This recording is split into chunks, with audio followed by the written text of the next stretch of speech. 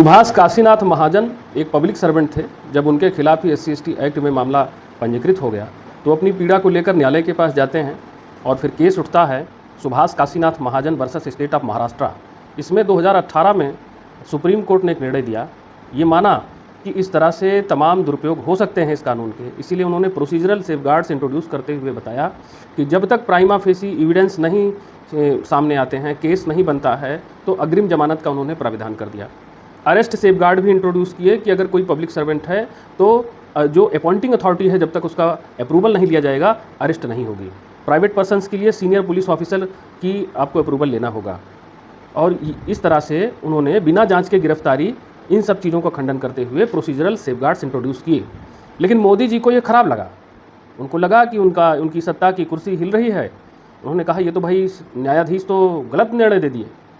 गेंदा भैया भावनाओं में बह गए और उन्होंने कहा जज भी हम हैं, हुकूमत भी हम हैं, पुलिस भी हम हैं।